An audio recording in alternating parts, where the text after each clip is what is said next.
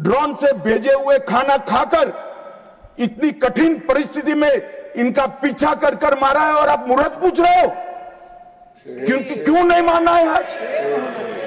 क्योंकि आज राहुल गांधी का भाषण था। इस तरह से नहीं चलता है मान्यवर। पूरे देश की जनता कांग्रेस पार्टी को देख रही है। इनकी प्रायोरिटी देश की सुरक्षा नहीं है, राजनीति है। उनकी प्रायोरिटी आतंकवाद को समाप्त करना नहीं है, अपनी वोट बैंक है। उनकी प्रायोरिटी हमारी सीमा की सुरक्षा नहीं है, उनका सेक्युलर और अपीसमेंट का पॉलिटिक्स है मान्यवर। मगर हम इससे इत्तेफाक नहीं रखते हैं मान्यवर। आज मैं ऑपरेशन सिंदूर के बारे में भी बताना चाहता हूं। 22 अप्रैल को हमला हुआ। 22 अप्रैल को ही मेरी प्रधानमंत्री जी से बात हुई। वो विदेश थे। लगभग 2-2:30 बजे के सुमार पे बात हुई। मैं शाम होने से पहले ही श्रीनगर पहुंच गया था। दूसरे दिन सुबह सुरक्षा बैठक उसी रात को कर दूसरे दिन सुबह जहां मृतदेह थे वहां जाकर उनको श्रद्धांजलि देने के लिए गया। मान्यवर, वो मेरे जीवन का ऐसा दिन है जो मैं कभी नहीं भूल सकता। एक 6 दिन की शादी, एक बच्ची ने जिसकी शादी को 6 दिन हुए हैं, वो विधवा होकर हमें पूछती थी कब इसका बदला लिया जाएगा। मान्यवर, सब लोग क्षुब्ध थे। ना पानी पिया था, ना चाय पी थी, ना पीने की स्थिति थी। मैं मेरे जीवन में वो दृश्य नहीं भूलता। आज भी वो दृश्य आ जाता है तो नींद से खड़ा हो जाए, इस प्रकार की वेदना होती है मान्यवर। ऐसा जघन्य अपराध कभी नहीं हुआ। धर्म के नाम पर पूछकर चुन कर इनके परिजनों के सामने मारे। छोटी बच्चियां, छोटे बच्चे, वृद्ध मां, उनकी पत्नियां, उनकी बहनें, इस सब के सामने मारा गया। और क्यों मारा गया? क्योंकि वो संदेश देना चाहते थे कि टेररिज्म से मुक्त हम कश्मीर को नहीं होने। मैं आज इस सदन से उनको संदेश देना चाहता हूं, जितना हो सके उतना प्रयास करना। कश्मीर आतंकवाद से मुक्त होकर रहेगा और होकर रहेगा। ये नरेंद्र मोदी का संकल्प। मान्यवर, 23 अप्रैल को, इसके पहले कल भाषण में कहा, वहां पर आज भी बोले, मैं बैठा था कि 24 अप्रैल को मोदी जी चुनावी सभा करने गए थे। हमारे साथी ने जवाब दिया इनका। परंतु मान्यवर, मैं सदन का रिकॉर्ड क्लियर हो इसलिए मोदी जी वो सभा में क्या बोले थे वो कहना चाहता हूं।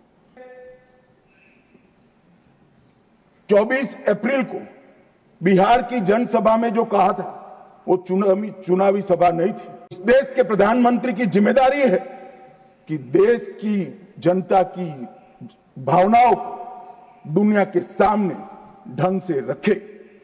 मैं कोट अनकोट उनके भाषण को पढ़ता हूं। मैंने 22 अप्रैल को पहलगांव का यह हमला केवल निहत्थे पर्यटकों पर नहीं बल्कि पूरे भारत की आत्मा पर हुआ एक दुस्साहसपूर्ण प्रहार। आतंकवाद के प्रति दृढ़ और कड़ा रुख, आतंकवादियों और इस हमले की साजिश रचने वालों की कल्पना से भी बढ़कर उनको बड़ी सजा दी जाएगी। आतंकियों के बीच बची खुची जितनी भी भूमि है उसको मिट्टी में मिलाने का समय आ गया। 140 करोड़ भारतीय इस बात के लिए एकजुट है कि आतंक के आकाओं की कमर तोड़ दी जाएगी। भारत हर एक आतंकवादी और उनकी समर्थकों की पहचान करेगा, उनका पता लगाएगा, उनको दंडित करेगा। आतंकवाद कभी भी भारत की आत्मा को तोड़ नहीं पाएगा। न्याय सुनिश्चित करने के हर प्रयास किए जाएंगे। और आज मैं मोदी जी को बहुत बहुत साधुवाद देता हूं उनकी दूरदर्शी। उनका बोला हुआ एक एक शब्द आज सच हुआ है। उन्होंने कहा था आतंकवादियों की बची खुची जमीन मिला देंगे, मिट्टी में मिला देंगे। साहब, उनके ट्रेनिंग के बाद मिट्टी में मिले हैं, इनके हेडक्वार्टर मिले हैं, उनके लॉन्च पैड भी मिट्टी में मिलकर जमीन दोस्त। उन्होंने कहा कि इनके आकाओं को नहीं छोड़ेंगे। मैं बाद में लिस्ट पढ़ता हूं। इनको भेजने वालों को भी हमारी सेनाओं ने मिट्टी में मिला दिया। उन्होंने कहा आतंकवादियों को भी नहीं छोड़ेंगे। ऑपरेशन महादेव ने वो तीनों आतंकवादियों को समाप्त कर दिया। मान्यवर, घेर कर। एक प्रकार से मोदी जी ने कहा हुआ वाक्य, हमारी सेना, हमारी वायुसेना, हमारी जल सेना और सभी पैरामिलिट्री फोर्स और जम्मू कश्मीर पुलिस ने उसको अपना कर्म का रास्ता बना दिया और कठोर दंड देने का काम किया है। मान्यवर, 23 अप्रैल को ही एक सीसीएस की मीटिंग बुलाई गई। सीसीएस की मीटिंग में कठोर संदेश देने का काम न केवल पाकिस्तान को, पूरी दुनिया को, कि भारत की सीमा और भारत की सेना, भारत के नागरिक और भारत की संप्रभुता, इसके साथ खिलवाड़ नहीं करते, वरना परिणाम भुगतने पड़ते हैं। माननीय, उन्होंने तय किया सीसीएस की बैठक में 1960 की जवाहरलाल नेहरू के द्वारा की गई एक तरफा पाकिस्तान के फायदे वाली सिंधु जल संधि को तत्काल प्रभाव से रोक लिया था। मान्यवर, ऐतिहासिक फैसला है। हम सब वर्षों से मानते थे कि हिंदू जल संधि एक तरफा है। हमारा पानी 80% वहां नहीं जा सकता। मान्यवर, वहां तक कि वहां से गाद निकालने की भी परमिशन, उनकी कैनाल बनाने के पैसे भी भारत ने भेजे। और मान्यवर, ये पानी पर अधिकार है भारत के किसानों। कश्मीर, पंजाब, हरियाणा, राजस्थान और दिल्ली का पीने का पानी अब कुछ ही समय में सिंधु के माध्यम से राजस्थान तक पहुंचेगा। एकीकृत जांच चौकी अटारी की जो चल रही थी, उसको हमने बंद कर दिया। सार्क वीजा समाप्त कर दिया। 24 घंटे में सारे पाकिस्तानी नागरिकों को हमने वापस भेजना शुरू कर दिया। नई दिल्ली स्थित पाकिस्तानी उच्चायोग में रक्षा, सैन्य, नौसेना और वायुसेना के सलाहकारों को अवांछित व्यक्ति घोषित किया गया और दोनों उच्चायोग में स्टाफ को कम करा दिया गया। 55 से घटकर 30 करा गया। और सीसीएस ने संकल्प लिया कि भेजने वाले और कृत्य करने वाले दोनों को दंडित किया जाएगा। इसके लिए सेना को खुली छूट देने का काम सीसीएस ने। ये पूछ रहे थे कल, क्या हुआ, कैसे हुआ? सीसीएस के फैसले जो है वो मीडिया में आए थे, मगर उनको पढ़ना नहीं है, क्योंकि सारे जो फैसले लिए वो उनके द्वारा किए हुए निर्णयों को रद्द करने के और उनकी नीतियों के खिलाफ जो निर्णय हुए वो है। मान्यवर, 30 अप्रैल को सशस्त्र बलों को ऑपरेशनल फ्रीडम देने का काम प्रधानमंत्री जी ने किया कि रक्षा मंत्रालय और सेना दोनों मिलकर तय करेंगे टारगेट क्या होगा, तरीका क्या होगा, स्थान क्या होगा और समय क्या होगा। और इसको हमारे सेना के जवानों ने इसको बहुत बखूबी निभाया। मान्यवर, मैं तीनों सेनाओं को इस सदन के इस चर्चा में बहुत बहुत सम्मान के साथ साधुवाद देना चाहता हूं। 7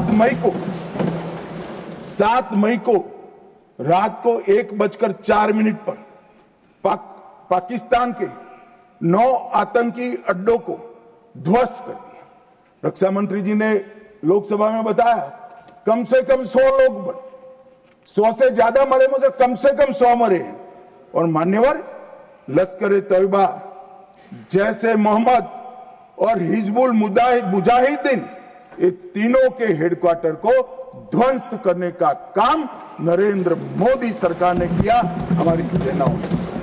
और मान्यवर, हमने तुरंत ही उनको सूचना दे दी थी।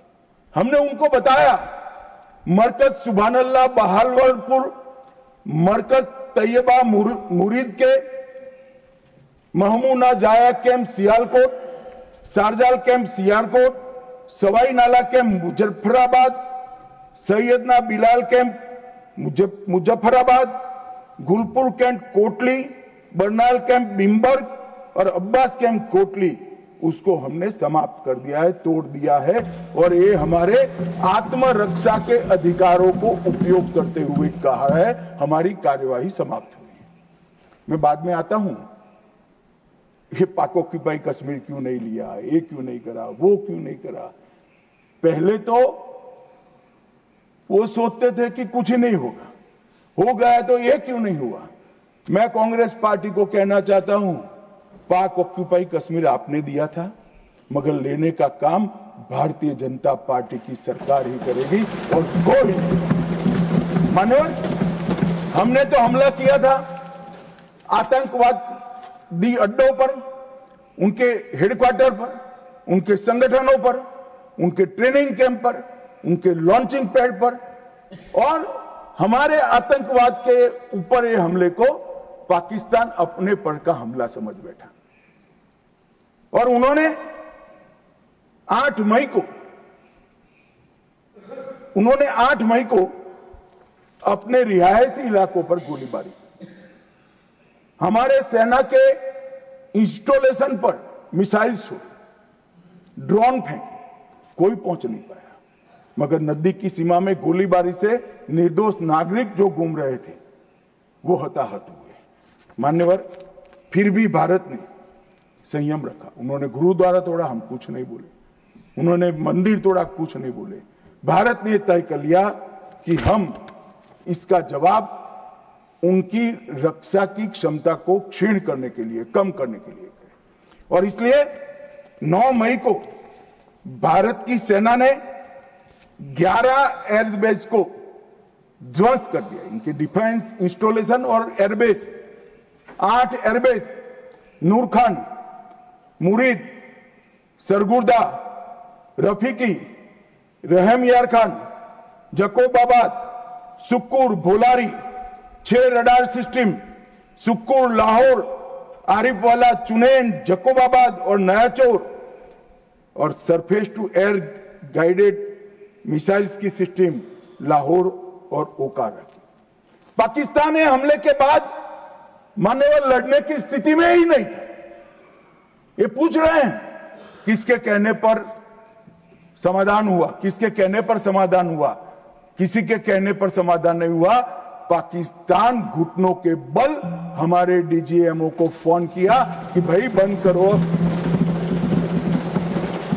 पहले से हमारा मकसद युद्ध का नहीं था, ना पाकिस्तान के अवाम को हम नुकसान करना चाहते थे।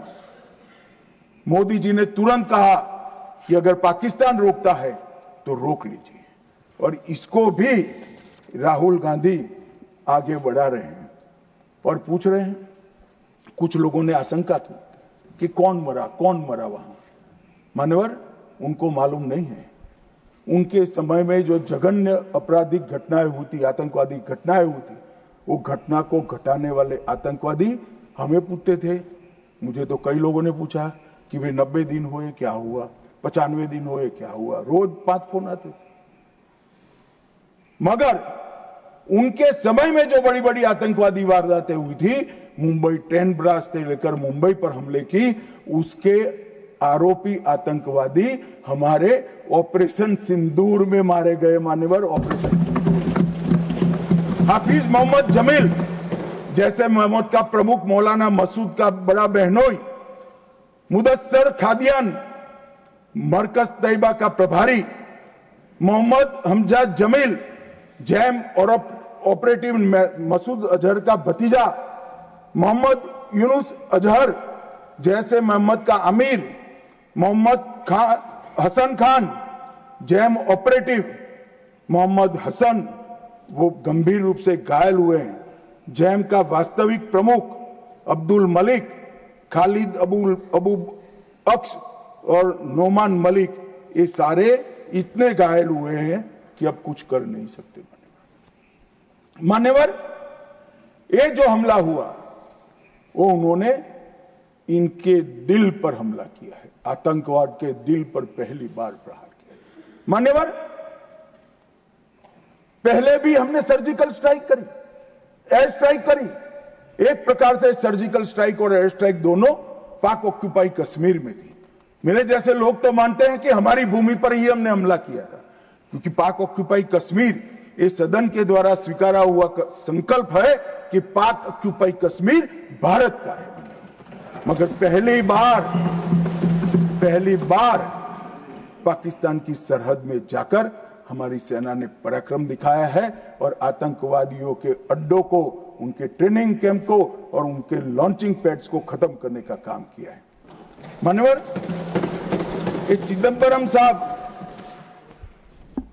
कल भाषण में बोले कि ये नहीं कहा जा सकता कि ऑपरेशन सिंदूर निर्णायक था। चिदंबरम साहब यहां है नहीं, मगर मैं उनको जवाब देना जरूर चाहता हूं कि चिदंबरम साहब, अगर 65 की लड़ाई निर्णायक थी क्या, तो फिर टेररिज्म क्यों फैला? 71 की लड़ाई निर्णायक थी क्या, तो टेररिज्म क्यों फैला? और अनेक बार जो कार्यवाही हुई वो निर्णायक थी क्या? मान्यवर, जब तक दुश्मन या तो डर नहीं जाता या सुधर नहीं जाता, कभी निर्णायक अंत नहीं आएगा। मान्यवर, इतने सालों तक उनको डराने की, दंडित करने की कोई प्रक्रिया ही नहीं हुई। क्यों डरेंगे वो? हम तो डोजियर पर डोजियर भेजते रहे, कभी उनको जवाब नहीं दिया। नरेंद्र मोदी ने जवाब दिया। मान्यवर, सर्जिकल स्ट्राइक करी, एयर स्ट्राइक करी और ऑपरेशन सिंदूर। खौफ पैदा हो गया है। मुझे मालूम नहीं, मेरे पास सूचना नहीं, रात को भी जब जाते होंगे, स्वप्न में हमारी मिसाइल से दिखाई पड़ती होगी। ये डर से ही शांति होती है, ये सुधरने वाले लोग नहीं है। मान्यवर,